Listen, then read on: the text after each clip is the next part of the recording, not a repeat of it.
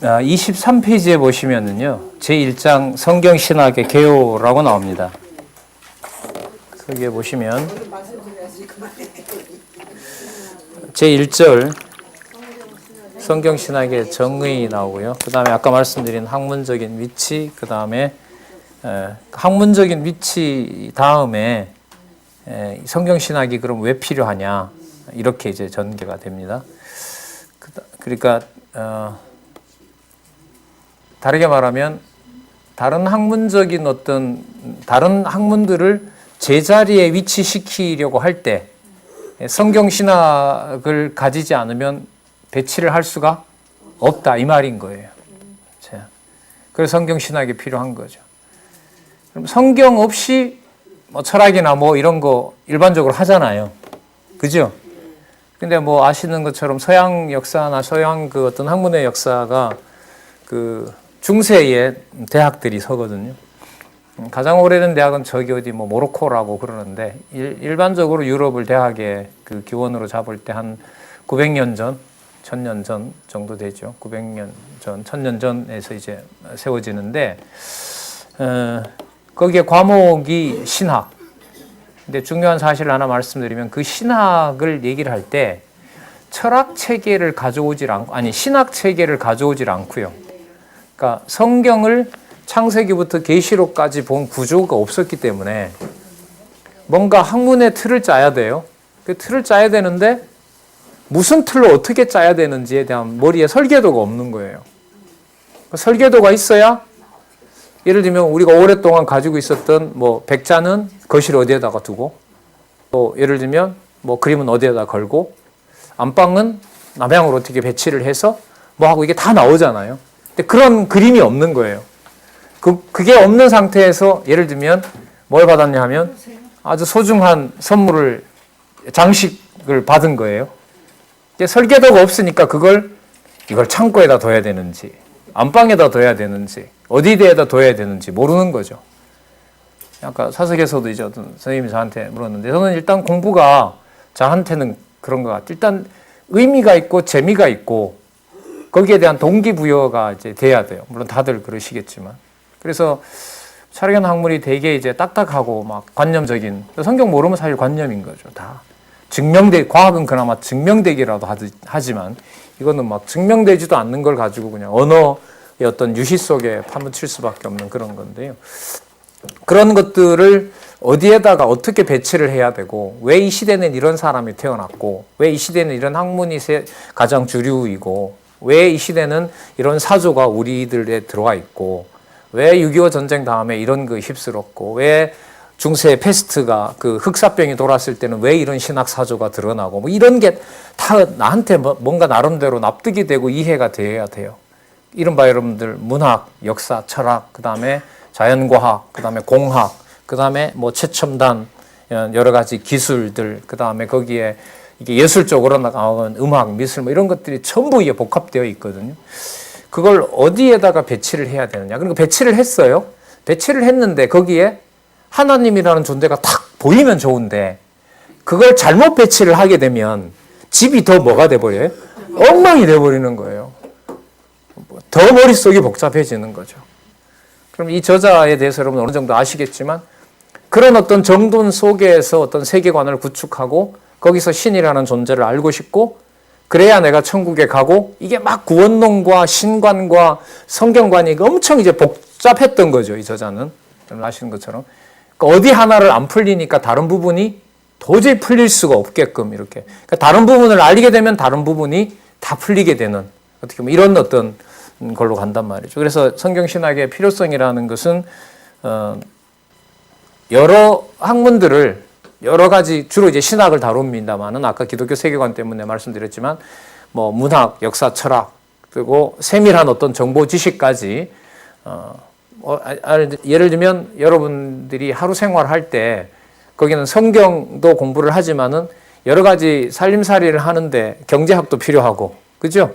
경제학도 필요하고 뭐 영양학도 필요하고, 그게 다 학문적으로 발전하면 그게 전부 다 기술 공학 아니에요, 그죠? 뭐 등 떨어진 것 같으면 또 수리도 해야 되고, 그 어떻게 보면 현대 기술들이 하루 생활에 다 이렇게 녹아 있거든요. 근데 그걸 왜 이렇게 내가 고쳐야 되고 내가 왜 이렇게 해야 되지? 그러면 어디로 넘어와? 이게 의미로 넘어와요. 의미로 넘어와서 내가 좀 손해보는 것 같아도 이런 게 중요한 의미가 있기 때문에 가정이라는 소중한 가치가 있기 때문에 뭐 이렇게 하면서 이제 내 수고를 거기다가 보탠단 말이죠.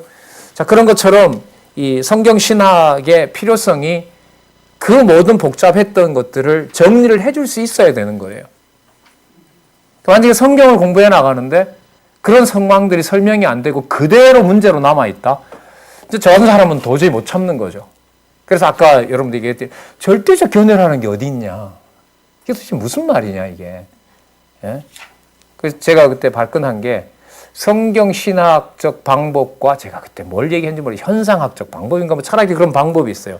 그걸 가지고 이제 우리들끼리 앉아서 이제 공부해보자고 제시를 했는데 그 친구가 하는 말이 야 홍기야 이거 철학의 어떤 방법론하고 성경신학의 방법은 상대적으로 비교될 게 아니다 이러는 거예요. 그러면 사람이 절대적으로 사람끼리 사람의 어떤 생각들을 비교하지 않는다면 그게 뭔 방법이냐? 그건 하나님 하는 방법 아니냐? 그럼 절대적인 방법을 사람이 어떻게 한단 말이냐? 그게 뭔 말이냐 도대체? 개념이 안 잡히는 거죠 저는. 저것도 이해가 되고 이것도 이해가 되면 이게 자연스럽게 이해가 돼야 되는데 저쪽 철학 방법론을 알수록 이게 더 멀어지고 더 답답해지는 거죠. 아무것도 남는 게 없는 거예요. 그러니까 이게 성경을 공부해 나가는 것하고 뭐하고 이쪽 제가 공부하는 것하고 뭐가 돼요? 점점 멀어지니까 이 정신분열로 가는 것 같은 거죠. 문제가 되면서 이제 또 더 보게 되고 더 고민하게 되고 이런 이제 시간들이 있었던 것 같아요. 그래서 아까 소개했지만은 그런 개념들을 바탕으로 해서요. 뭐 좀 더 나가 보겠습니다. 성경 신학이 그렇다면 필요하다면 그 필요성에 의해서 해결이 되잖아요. 그러면 이 성경 신학이 본래 하려고 했던 게 그런 학문적인 것들을 정리하는 걸로 끝나는 거냐? 그게 아니라는 거죠. 그럼 목적이 뭐냐? 우리 목적은 나왔죠. 누구의 계시? 여호와 계시. 하나님 살아 계신 증거인 거죠. 그리고 어떻게 보면 가장 그 소중한 기도가 하나 남는다면요.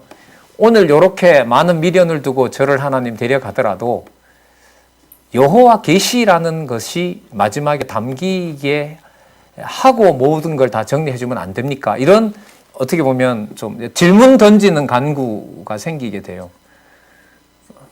그래도 한 30년 공부하셨는데 그냥 싹 지워버리고 그냥 탁 하면 너무 아쉬울 것 아니에요?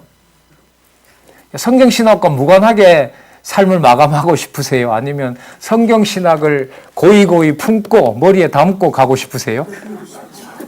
그럼 물어보나 만하지. 안 그래요? 그죠? 보낸 시간이 얼만데. 억울하지. 진짜 솔직하게 얘기하신다. 진짜 억울하지. 여기 보낸 시간이 얼마나 되는데. 자, 그거는 반쯤은 농담이고요.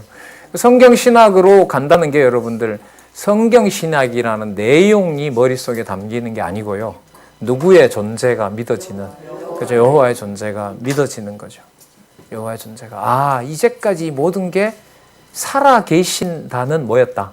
증거였다. 그거 하나인 거죠. 예. 자, 그 다음에 그러면 신관을 바르게 정립하려면 성경신학은 이제 어떤 방법이어야 되느냐? 그게 여기에 나오는 거죠. 그럼 어떻게 하면 되는데요? 그게 가능한가요? 그 질문에 여러분 여기서 답하는 겁니다. 자, 29페이지에 가시면 그 유명한 성경신학에 대한 정의가 나오죠. 거기 표시 많이 되어 있죠? 예. 몇 번째 줄? 넷째 줄. 성령께서 자, 주체 맞죠? 성경 계시를 통하여 뭐죠? 예. 그러니까 성령께서 주관자 성경 계시를 통하여 인식 도구 누구에게? 중생한 이성에게 인식 주체. 자, 무엇을? 하나님의 존재와 속성을 자, 목적 알아 경외케 하시는 사역. 누구의 사역? 그 문장으로 보면 성령의 사역. 성령의 사역. 성령의 사역은 사도행전 이후에만 나오죠. 창세기부터 요한계시록까지 다 나타납니다. 예, 성령의 사역. 자, 그렇게 이제 시작이 됩니다. 성령의 사역으로 정리가 되고 나머지 부분들도 여기에 맞춰서 이제 전개되고 있다는 걸 이제 확인해 하면서 강의가 이미 다 돼 있고 하니까요. 거기에서 여러분들 확인하시면 되고 자 그럼 44페이지에 가시면 자 이걸 한번 볼게요.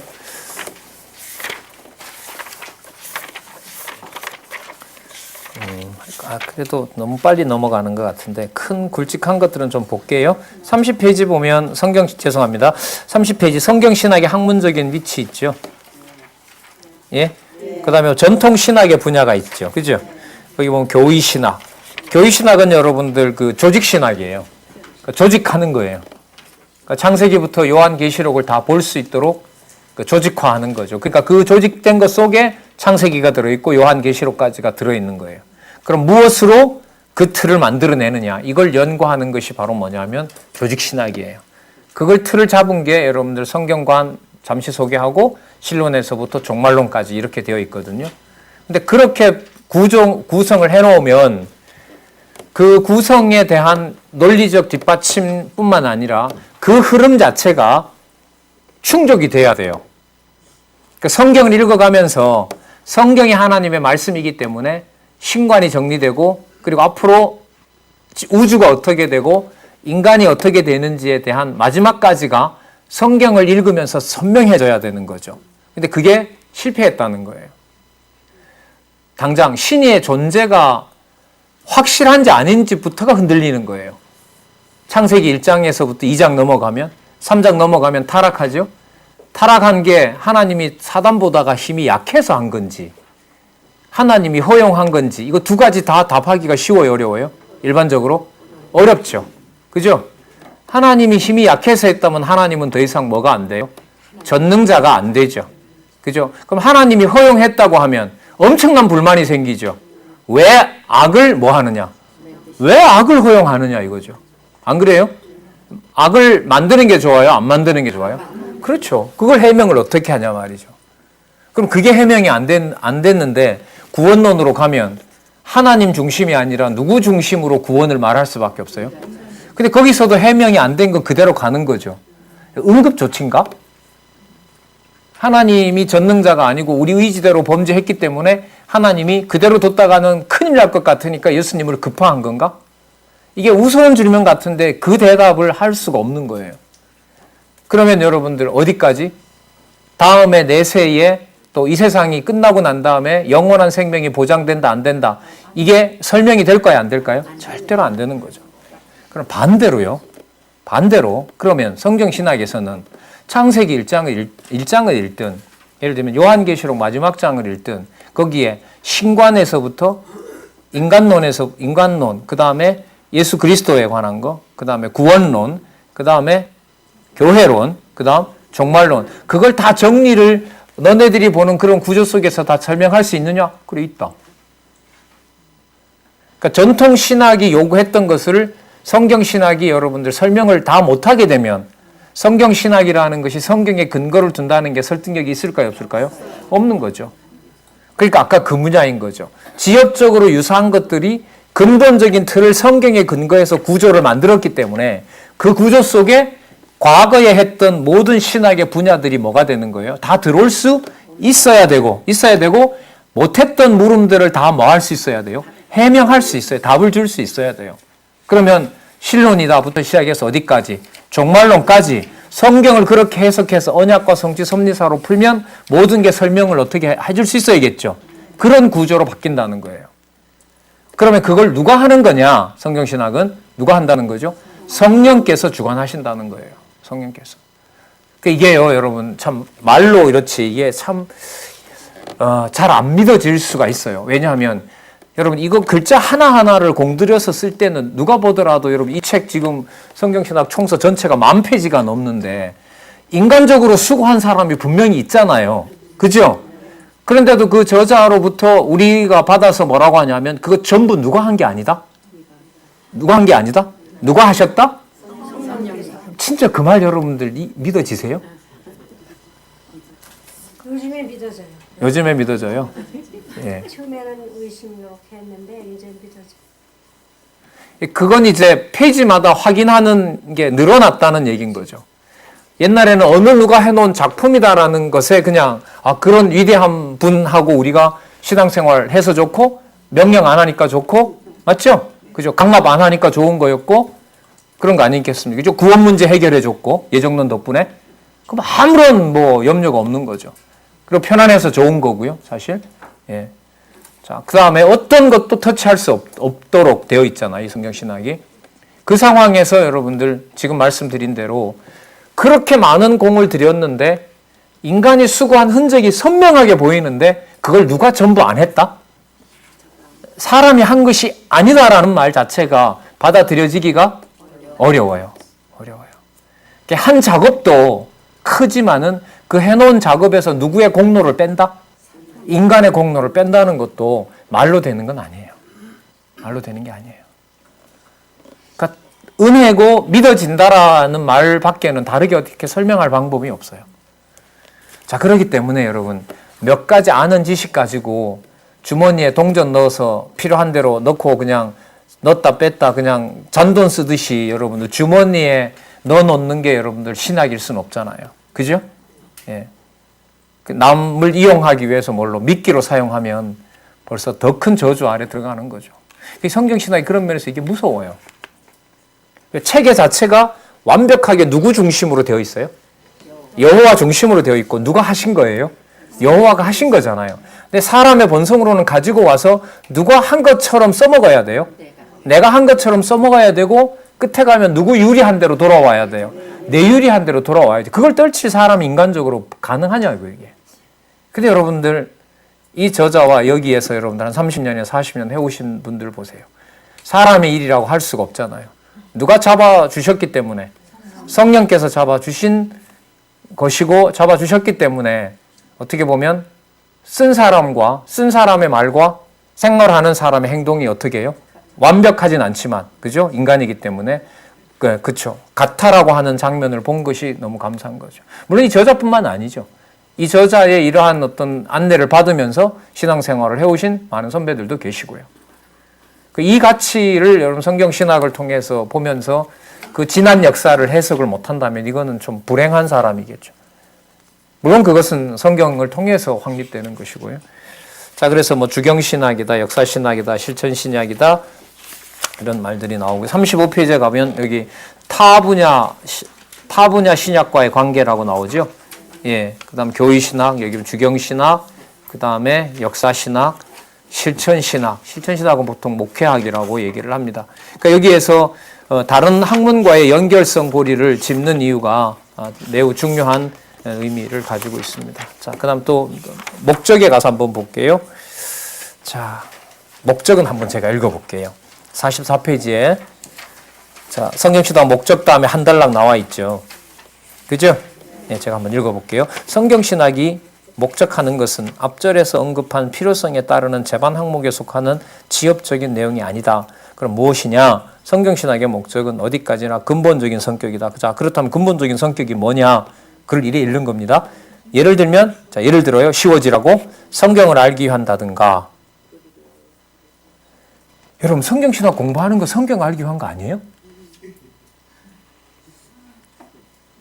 더 읽어볼까요? 아니래요.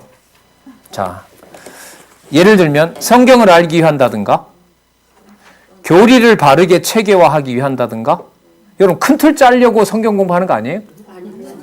아니, 창세기부터 계시록까지 언약과 성취 섭리도 확인하려고 공부하는 거 아니냐고요. 아니에요? 이상하네 진짜. 뭘 아시려고 하시는 건가? 하나님하고 영원한 세계 가서 그냥 다이다이 이렇게 날 왜 이러냐고 하시려고 하는 건가?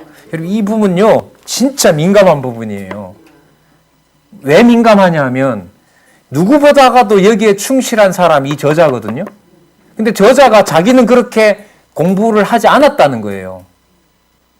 잘 보세요. 성경을 알기 위해서 여러분 아시는 것처럼 표면적으로 보면 저자 공부한 거 맞죠? 성경의 논리적 통일성 찾으려고 했잖아요. 표면적으로 보면. 그 다음 교리를 바르게 체계화해. 전통신학이 못한 것 교리 바르게 세워서 성경신학 한 거 아니에요. 맞죠? 자, 그 다음 성경을 바르게 가르치기 위한 거 맞잖아요. 제대로 모르면 가르치면 안 됩니다. 이 말을 하고 저는 제대로 깨닫게 되어서 전달합니다. 이 말이잖아요. 그게 전부 무슨 거라 하냐면 지역적이고 부수적인 것들이라고 하고 성경 신학의 근본 목적은 될 수 없는 거죠. 그러니까 표면적으로 보면 저자가 뭘 했냐면요. 성경 알기 위해서 신학을 준비했고 신학을 공부했고 본인이 공부를 한 거예요. 그죠? 그리고 성경으로부터 나오는 성경 신학이라는 가지고 계신 이 증거물을 제시하기 위해서 연구를 해온 거고요. 그걸 본인뿐만 아니라 성도들에게도 유익함을 주기 위해서 이걸 해온 거죠. 자, 세 번째는 그분들도 나가서 성경을 바르게 어떻게 전하도록 한 거죠. 이게 표면적으로 보면 이 내용에 가장 충실하게 가장 많은 시간을 들인 사람이 바로 이 저자예요. 근데 그게 뭐가 아니라 그래요? 그게 목적이 아니래요. 그래서 던지는 질문이에요. 그러면 여러분들과 저는 뭘 하고 있는 거죠? 우리도 똑같이 그렇게 해왔어요. 이 결론 보면 알잖아요. 바른 신학적 바른 가치관과 선물을 위한 것이다. 결론을 보면 근본 목적은 성경적인 바른 신관과 바른 가치관 정립이죠. 그러면 여러분 제가 그럼 이렇게 볼게요. 성경 알기 위해서 공부했고 바른 교리로 체계화했고 그래서 성경을 바로 전하게 됐고 깨닫게 되고 다른 사람한테도 전하게 됐어요. 그럼 바르게 전하는 과정 속에 바른 신관과 바른 가치관이 전달됐어요? 안 됐어요? 근데 왜 그게 굳이 근본 목적이에요? 성령께서 해나가시니까 그 과정을 성령께서 하셔야죠. 우리는 그래요. 아주 신경질적으로 지금 그것도 모르냐고 이제 강사한테 최근 했는데 맞습니다. 답이 뭘 빼면 성령께서 빼면 나머지 모든 것들은 표면적으로 보면 이 저자가 한 것처럼 보이고 우리도 그렇게 한 것처럼 보여요. 뭐가 빠지면? 그래서 아까 여러분들 성경신학에서 주관자가 누구다? 그러면 이렇게 되게 되면 결과가 되든 안 되든 나한테 좋다 나쁘다가 아니라 누구를 깨닫는 것이 여기 보면 근본적인 목적이 되죠. 여호와를 깨닫는 것이 목적이 돼요. 그렇기 때문에 왜 자꾸 잊어버리냐 투덜투덜 하지 마시고 그만큼 준 것 가지고 거기서 그냥 대만족하셨으면 좋겠고 저도 시간 없다고 투덜투덜하고 그렇게 자꾸 불평하지 말고 그냥 꼬꾸라지면 그 자리에서 그냥 조용히 근신하면서 가는 이 성경 신학의 태도입니다. 하지만 성경에 빗나간다 나오면 이제 열불나게 싸우는 거고요. 그 나머지가 아니라면은 다 들을만 하고 들어줄만 하고. 그래서 여러분 이것도 사실 쉽지가 저한테 좀 충격이었어요. 예를 들면 성경을 알기 한다든지 나 지금 분명히 박 목사님 통해서 성경 공부하고 있는데 성경 왜 공부하냐? 성경의 바른 체계, 신학 바른 체계 알려고 하고 그래서 어떻게 하려고요? 성경을 바르게 배워서 바르게 가르치려고. 이게 왜 나쁜 거지? 이것 갖고 다 이게 충분한 거 아닌가? 그리고 이거 하면서 나는 바른 신과도 정립되고 바른 가치관도 정립이 된 건데 왜 이걸 구분을 하지? 그럼 이런 거죠, 여러분. 이게 뭐하고 맞냐 하면 의미분석 성경개론 4페이지에 보면 제가 읽어드릴게요. 오늘 혹시 실수로 이 책 가져온 분 계세요? 있어요? 예. 자, 실수로 성경 아니 잘 가져오셨어요. 근데 진짜 잘하셨어요. 여러분 다르게 말할게요. 여러분 성경신학 개론을 가져오면서 어떻게 성경 개론을 안 가져옵니까? 안 가져오라고 했다고. 저도 가져왔는데. 자, 여러분 이게 무슨 뜻이냐면요. 성경 개론을 의미 분석 성경 개론을 보다가 보면 성경 개론을 안 펼칠 수가 없어요. 그걸 모르니까. 여러분 이 저자가 이거 일권 검토 들어가잖아요. 다른 거 안 봐요. 본인이 적어놨던 강론집 1권, 그 다음 성경 개론. 여러분 이번에 보십시오. 그 성경 개론이 뭐예요? 다르게 정리가 됐잖아요. 그죠?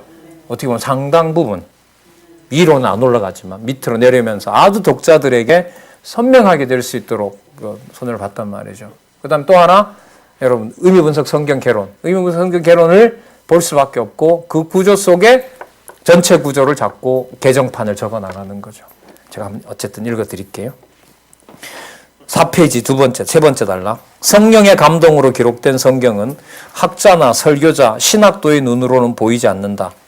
왜요? 학자는 연구비 달라고, 설교자는 설교 잘하려고, 신학도는 목회 성공하려고, 아니면 신학에 어떻게 써먹을까 궁리하려고, 도덕가의 눈은, 도덕가는 뭐죠? 내 인격 관리하려고, 성인 되려고, 의인으로 자처하는 자는 남한테 한 수 가르치려고, 나한테 배워, 이렇게 하려고.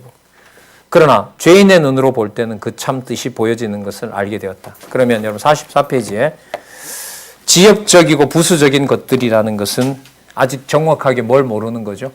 내가 아무것도 알 수 없다는 죄인의 눈이 아니라는 얘기도 되겠죠.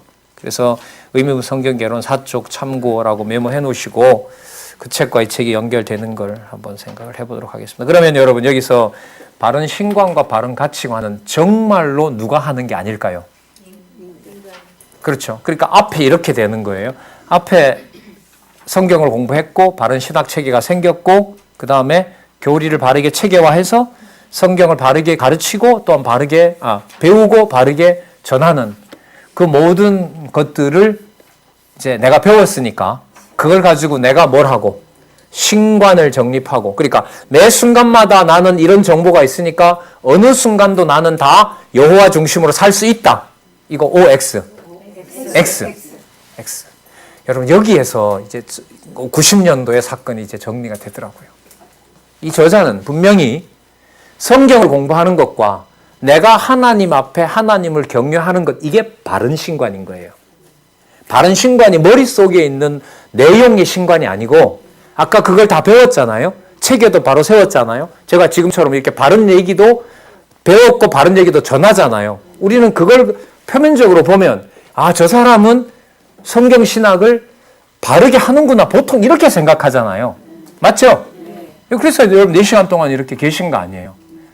성경 신학을 먼저 보고 이렇게 하는 거구나. 그래서 저 사람은 성경 신학, 바른 신관을 가지고 있겠구나, 그렇게 생각하죠. 가르치는 사람도 보통 그렇게 생각해요. 내가 정리가 됐기 때문에 준비해서 여러분들에게 전한다, 이렇게 말하는 거죠. 그게 아니고요. 그 배운 지식이 성령께서 그렇게 하셨고 그걸 믿어지게 하고, 아까 뭐 하게 한다 그랬어요? 정의에. 알고 뭐 하게? 경외케 한다고 나왔잖아요. 성경신학의 정의가. 그 경외케 한다는 말은 이런 거예요. 머릿속에 있으면 저절로 경외할까요? 못할까요? 못하죠. 내가 여러분들 아무런 흠결 없이 여러분들한테 4시간 동안 진짜 여러분들이 완벽하게 만족할 수 있도록 4시간에 후회 없도록 제가 성경신학을 전했어요. 그러면 여러분들도 자동적으로 바른 신관을 가지고 있고 저도 바른 신관을 가지고 있다는 게 자동적으로 나오죠, 결론이. 머리에 익혔을 뿐이야. 머리에 익혔을 뿐이래요. 이게 정답이에요. 머리에 익혔을 뿐이고 지적으로 공감한 거지, 그 바른 신관이 여호와를 자동적으로 경외하게, 자동적으로 몸에서 일어나고 자동적으로 여호와 경외가 줄줄 나오는 것은 요만큼 아닐까요? 절대로 아닐까요? 그게 죄인의 눈이에요. 그래서 이게 어떻게 보면 이게 괴로운 거고요. 우리가 이제 우리 좀 편한 사람들끼리 서로 후벼 파는 거죠. 후벼 파는 거예요. 아무도 문제 삼지 않는 걸 성경 문제를 삼아요. 그러니까 여러분 이게 바른 신관과 바른 가치관이 무슨 문제냐면 머릿속에 있는 것과 경외되는 것과는 두 가지 다 누가 하시는 거다? 그러니까 최종 목적인 경외케 하시는 바른 신관과 그리고 바른 가치관은 뭐냐 하면은요, 머릿속에 여호와를 경외하는 것이 바른 신관이라면요, 현장 24시간 어느 순간에도 모든 가치가 누구를 경외하도록? 여호와를 경외하도록 해 주셔야만 가능하다라는 게 바른 신관과 바른 가치관이에요. 아셨어요? 그래서 성경 공부하면 바른 가치관 나오지. 맞아요. 그럼 저는 처음에 그렇게 이해를 한 거예요. 근데 왜 바른 신관과 바른 가치관을 따로 떼냐는 거예요. 그게 본래 성경신학의 목적을 깊이 이해를 못했던 거죠. 성경신학은 마지막이 뭐 하게 한다? 경외케 한다. 여러분 제가 이런 예를 들게요. 여러분 성령께서 설립만 해놓으면 승리는 우리가 하죠. 아브라함 불러서 아브라함이 이삭 낳을 때까지 하나님이 안 하고 아브라함이 혼자 다 했죠. 믿음을 가지고. 예? 아니에요? 예, 그럼 이삭은요? 야곱은 자기가 꾀를 내서 자기가 다 처리했죠. 성경에 그렇게 나오죠. 다윗은요? 솔로몬도 맞죠? 자, 그럼 또 하나 물어봐요. 예수님은요? 예수님도 안 했다 그러면 큰일 나요, 권사님. 안 했다 그러면 우리 예수님 못 믿어요. 믿을 만한 분 아니게요. 그래 조심하시라 그랬잖아. 그런데 예수님은 그렇죠. 예수님은 육신의 몸을 입고 오셨지만 배우는 것과 행위하는 것이 분리가 절대로 안 되는 분이에요. 되면 절대로 큰일 나. 진짜 큰일 나죠.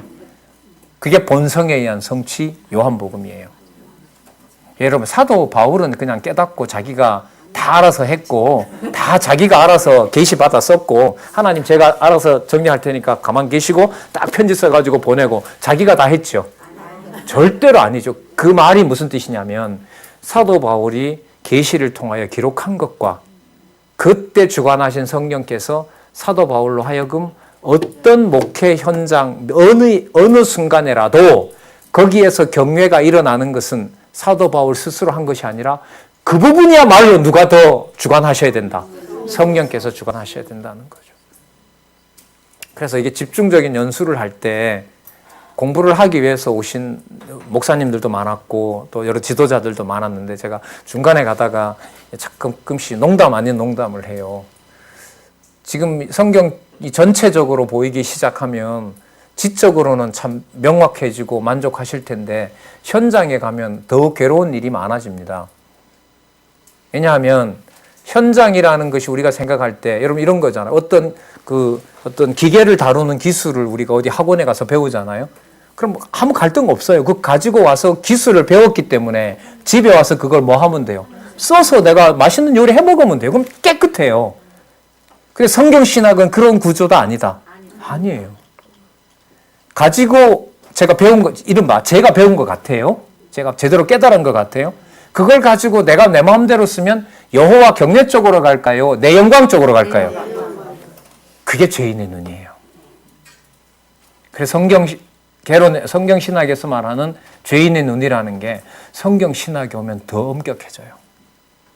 전 이 부분이 좀 한참 오래 갔어요. 이 부분이. 바른 신관 정립됐는데 좀 실수는 있긴 해도 그냥 살면 되지. 이 문제를 왜 굳이 문제로 삼지? 그러니까 여러분 이 말이 안 되는 거예요. 여러분 이렇게 우리 막 비난하잖아요. 뭐 맨날 공부만 하고 교재는 안 한다 그러고 뭐 애들 머리 그냥 벌려놓고 그냥 애들도 이해 못하는데 막 갖다 그냥 집어넣어 버린다 이런 비난들을 많이 했죠. 과거에 했는데 누구를 빼면 그 말이 맞아요. 누가 주관한다는 걸 빼면 그렇죠. 성령을 빼면 표면적으로 보면 그렇게 보여요. 근데 여러분들 그걸 무시하고 만약에 그렇게 성경을 이렇게 전달하는 교사 입장에서 나는 머릿속에 많이 들어있으니까 나는 저절로 하나님을 경외하고 그래 너도 넣어줄 테니까 너도 고만한 양 가지고 네가 좋을 대로 네 능력대로 여호와 경외해라. 하나님이 알아서 벌 주죠. 이래 되면. 왜 성경적인 건 아니니까. 그래서 여기서 말하는 바른 신관과 바른 가치관은 진짜 이 부분이야말로 그 현장과 순간순간에 누가 주관해 주셔야 된다? 그렇죠. 그래서 이 부분 서론이 되게 중요한 거예요. 여러분 이걸 빼고 구약에 가잖아요. 그럼 구약 우리 다 알아요. 성경 이미 다 배웠고 성경신학 개론에 가면 상세한 강론이 안 나와요. 거기는 큰 틀에서 나와요. 우리가 쉽게 말하면 나중에 결론에 가서 말씀드릴 텐데 미리 말씀드리면 우리 보통 10단계라 그러죠. 성경 강론 1권 새로 나온 데는 정확하게 10단계예요. 왜? 거기는 양쪽 가로에서 본문에 내려오는 사이에다가 동그라미를 많이 넣었어요. 그러면 동그라미를 많이 넣는단 말은 성경 본문에서 의미로 갈 때 독자들에게 어디 내용을 더 보강해 준 걸까요? 그렇죠. 본문 내용을 더 친절하게 안내를 해 준 거예요. 그 동그라미가 왜 늘어나느냐? 본문 많은 분량 속에서 양쪽 가로 의미를 달면 본문은 많은데 반줄로 요약을 해 놓으니까 힘들잖아요. 그죠? 무슨 말씀인지 아시겠죠? 예. 그러니까 그 사이에다가 동그라미 몇 개를 넣어서 본문을 일단 안내해서 양쪽 가로에 줘요. 그게 한 10단계 되거든요. 동그라미를 넣으면. 거기에서 여러분 중간 잘라서 본문을 든든하게 배경을 5단계나 4단계까지 꽉 눌러요. 그걸 단단한 기반을 잡고 그 다음부터 진행되는 게 성경신학 개론이에요. 좀 더 상세하게 말씀을 드릴게요. 지금 한 10분 남았는데 다음에 우리가 구약신학을 들어가야 되기 때문에 말씀을 드리는 거예요. 그리고 잠시 말씀드리고 가지고 오신 도표 가지고 정리하고 이렇게 하고, 도표는 우리 성경신학 개론 끝날 때까지 가지고 오시면 돼요. 자, 이렇게 되는 거죠. 아까 10단계라 그랬죠. 그러면 여러분, 서론은 뭐냐 하면 그 단계가 10단계로 진행된다라는 걸 독자들에게 성경을 볼 수 있도록 안내한 거죠. 10단계 중에서요, 성경 강론 전집은 밑으로 내려오는 거예요. 몇 장 몇 절 무슨 개념까지. 아셨어요? 몇 장 몇 절까지 위에서부터 내려와서 대부분의 할애를 어디냐 하면, 어디에다가 두냐 하면 밑에서부터 동그라미나 양쪽 가로쯤에다 두고 쓰는 것이 성경 강론 본문 강의예요. 강론이에요. 이른바 주석이에요. 아셨어요? 그럼 밑에까지 완전히 내려왔죠? 뭐까지? 몇 장 몇 절에 낱말까지 다 풀었잖아요. 맞죠? 그게 성경 강론 전집이에요. 자, 다 왔으면 이제 다시 어디로 가야 돼요? 올라가야 되죠. 그럼 몇 장 몇 절부터 올라갈 필요는 있어요? 없어요? 없죠. 그럼 어디 선에서 자르고 올라가야 되잖아요. 누구를, 어떤 여호와 만나러? 영존하시는 여호와를 소개해야 되잖아요. 그럼 본문 바탕을 두고 10단계라면 중간쯤에서 잘라요. 왜? 본문을 확인했으니까. 그러면서 구약 신약 이러면서 여러분들 보시면 아시겠지만 한 절 밑에 여러분들 장절 이렇게 되죠. 절 밑에 뭐가 있어요? 숫자, 괄호 없는 숫자 정도. 맞죠? 절 가로 없는 숫자 정도 선에서 위에서 쫙 끊으면서 어느 쪽으로? 창세전 위로 가서 여호와 하나님 소개하는 것이 성경신학 개론이라고 보시면 돼요. 그러니까 성경 개론이 철저하게 뭐된 거죠. 이미 다 밝혀놓은 구도 속에서 본문 내려오면서 몇 장 몇 절까지 여호와 중심으로 해설을 하고, 그 다음에 다시 돌아가서 본래 성경은 누구 계시다? 여호와 계시다. 그걸 성경의 기반을 뒀고 중간쯤에서 꽉 누르면서 꽉 기초를 잡으면서 어디로? 위로 올라가는 영존하신 여호와를 보게 되는 거예요. 그걸 여러분들 오늘 가지고 오신 도표에서 좀 설명을 드릴게요. 그래서 여러분 44페이지에 제가 볼 때 성경신학의 목적 나오는 부분 있죠? 이 부분이 제가 볼 때는 좀 중요한 부분이라는 생각이 들어요.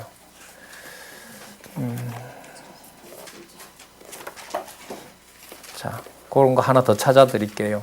자, 여러분들 44페이지 아까 그 부분에다가 페이지를 하나 적어보세요. 63 이렇게 적어보세요.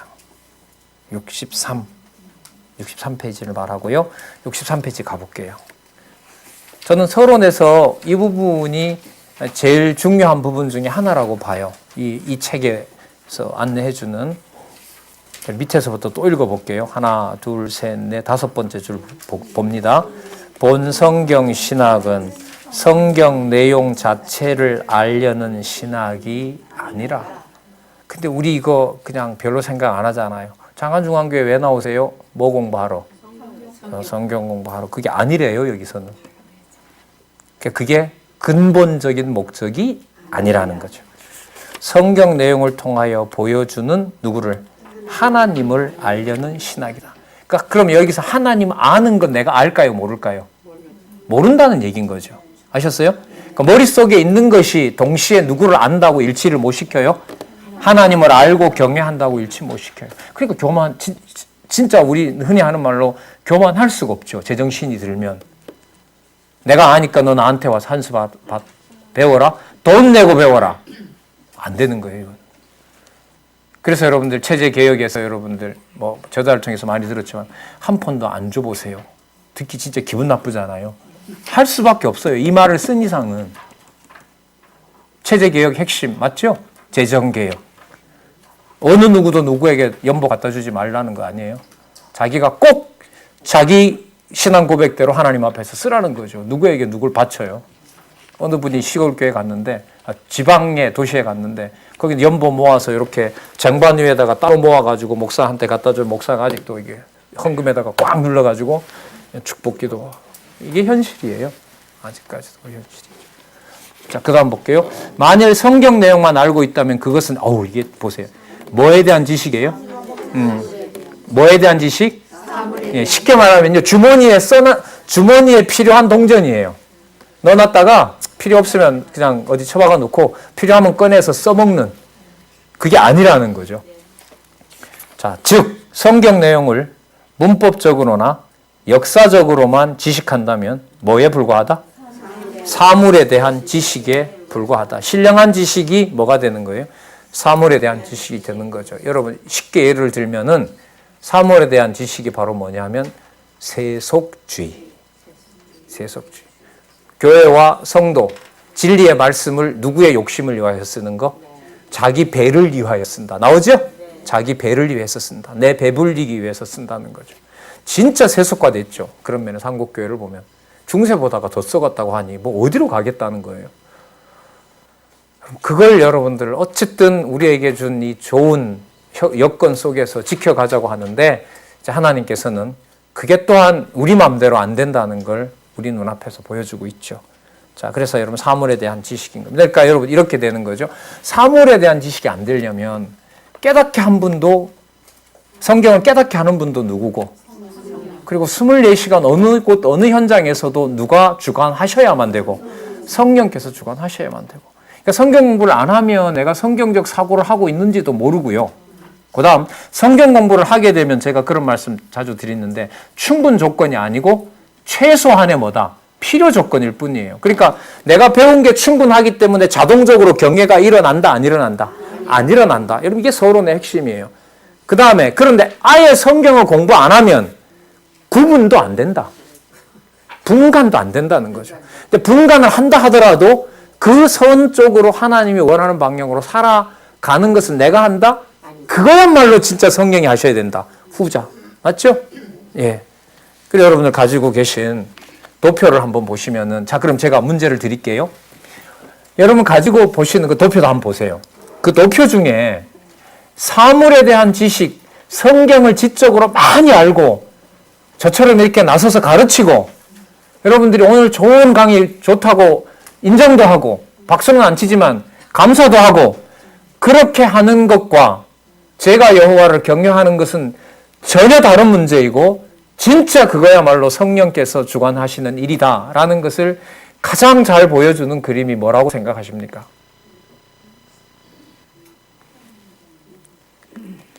성령께서 주관해 주셔야 성령께서 영원한 생명을 공급하셔야 여호와 하나님을 경외하며 섬길 수가 있다. 어느 그림을 택하고 싶으십니까? 답은 없습니다.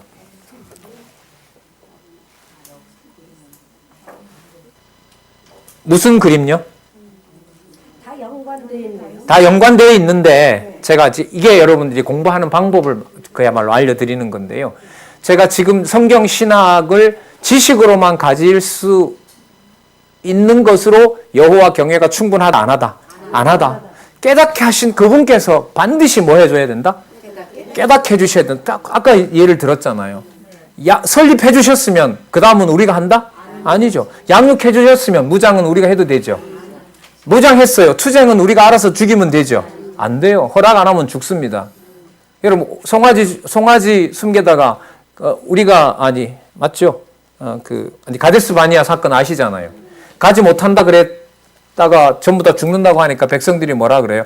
그게 하나님 뜻이었습니까? 가는 게. 그러니까 자기 멋대로 하나님은 가지 말라 그랬는데 자기네들이 가서 가나안을 뺏으려고 전쟁 치르러 갔잖아요. 자기네들 딴에는 하나님 약속 성취한다고 갔거든요.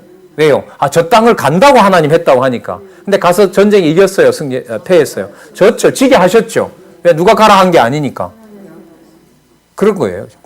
투쟁을 누구 마음대로 못해요? 내 마음대로 못해요. 자기 의인지 아닌지 어떻게 알아요? 그럼 투쟁했어요? 이젠 됐다. 승리, 왕국, 영원한 나라는 절로 간다. 아니요. 예수님 비유 보세요. 버리는 비유. 곡식 뿌리는 하나님의 주권 우리가 잘 알죠.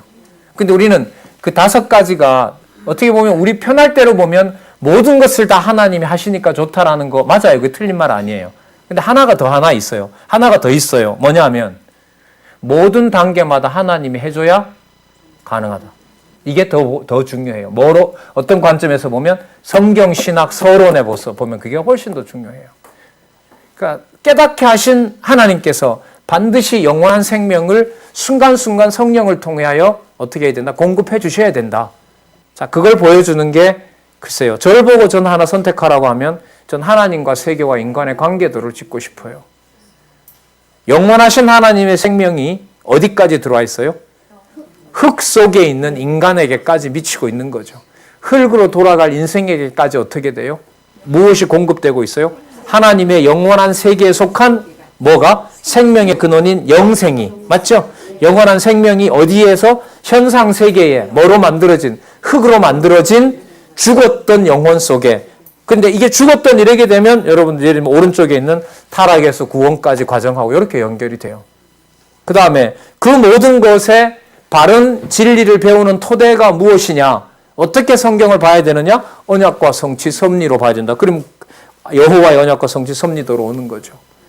가끔씩 하나님께서 우리를 이런 거예요. 자, 그럼 어느 그림인가 한번 보세요.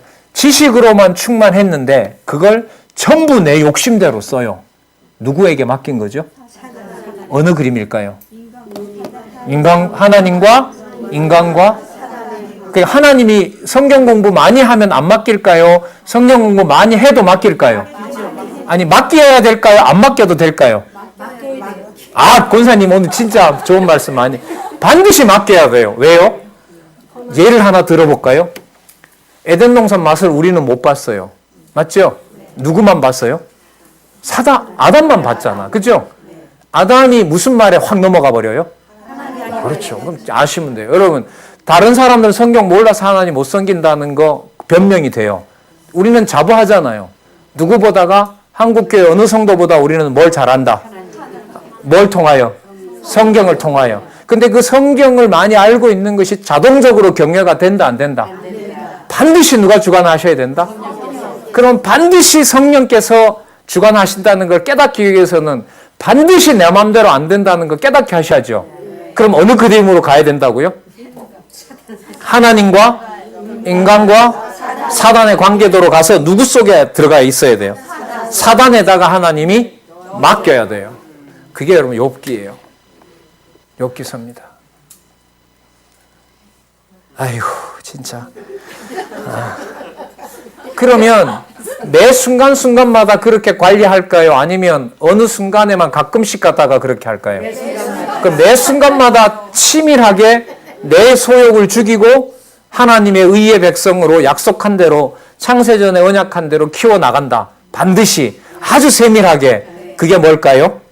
선과 악, 의와 죄, 선행과 범죄의 관계도입니다. 그래서 결과적으로 여기 나타난 천지창조 구조는 언제 이 모든 것을 이렇게 연결시킬게요. 하나님과 세계와 인간의 관계도에서 현상세계에 있죠.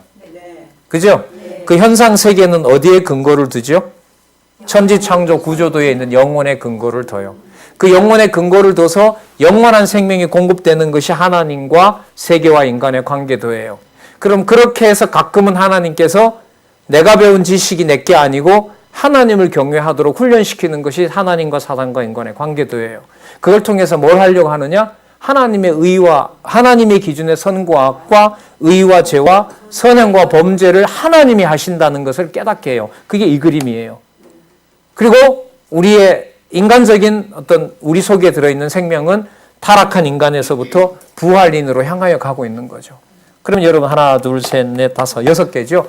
이른바 성경신학 6도는 전부 다 또 상호 뭐 되게 돼 있어요? 연결되게 돼 있어요. 뭐와 뭐가 연결되는 것처럼. 섭리를 통한 언약과 찬양을 통한 언약. 그 다음 찬양을 통한 언약과 예언을 통한 언약. 그 다음 예수에 의한 성취와 그 다음 성령 성취. 성령에 의한 성취는 찬양을 통한 성취와 연관이 될까요? 안 될까요? 그렇게 연결도 되고요. 그게 나중에 이루어졌을 때는 그게 시간 순서가 아니에요. 같이 일어나는 일이에요. 이건 또 다음에 말씀을 드리도록 할게요. 구약신약과 신약신약이 끝나면 이 그림은 시간 순서가 아니라 동시에 다 일어나는 일이 돼요. 그러면 쉽게 말하면 하나님 나를 얼마나 설명했습니까? 이러면요. 하나님이 뭐라고 대답을 하시냐면요. 너 맨날 그렇게 보고 있는 그 박용기 목사에 의해서 적어놨던 기록해놨던 성경신학 도표에 보면 내가 어떤 방법으로 몇 가지 방식으로 내 백성인 줄 사랑하는 거다. 그럼 그 속에 보면 누구한테 맡기는 것도 나오죠? 그럼 사단에게 맡기는 게 여러분 잘 한번 생각해 보세요. 우리 마지막으로 시간 좀 지났네요. 2분 지났는데 1분만 더 하도록 할게요.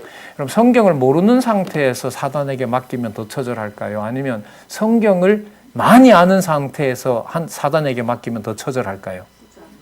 왜요? 성경을 알아서 난 경외하는 줄 알았는데 들춰보니까 전부 누구 의예요? 그걸 고민하는 게 로마서 7장의 오호라 나는 공고한 자로다입니다. 여러분 사도 바울이 공부 적게 해서 오호라 나는 공고한 자로다 그래요? 아니에요. 양육 누가 시킨다? 성경 시킨다. 그럼 여기 이렇게 구약에도 나오겠죠? 예? 구약에도 나와야죠. 그러니까 이 도표를 6개를 가지고 우리는 구약 신약 처음부터 들어갈 겁니다. 그리고 오늘 후반부에 강조했던 무슨 지식이 안 되도록 누가 관리해 주셔야 된다? 그 여러분 겸손을 따로 안 가르쳐도 돼요. 성경을 전하면 그 성경 지식을 내가 내 마음대로 하지 않는다는 거 누가 깨닫게 하세요? 그럼 바로 맞잖아요. 교훈과 책망과 바르게 하면 그냥 성경만 가르치면 돼요. 듣든지 안 듣든지. 예. 수고를 하셨습니다. 다음에 오실 때 도표랑 그 다음에 성경신학 결론 가져오시기 바랍니다. 기도하겠습니다. 하나님 아버지 감사합니다. 귀한 시간 주시고 하나님의 말씀 확인할 수 있는 시간 주셔서 너무나 감사드립니다. 함께한 주의 선후배 종들 진리의 말씀 더 사랑하게 해주시고 오늘 저희들이 함께 생각해 본 대로 배운 바 말씀을 현장 어느 곳 어느 상황에서도 성령께서 주관해 주셔서 하나님 배워나가는 일에 몰입할 수 있도록 성령께서 인도해 주시기를 간절히 소원합니다. 어떤 상황에도 불구하고 항상 진리의 말씀 공급해 주셔서 너무너무 감사드립니다. 예수님의 이름으로 기도드렸습니다. 네.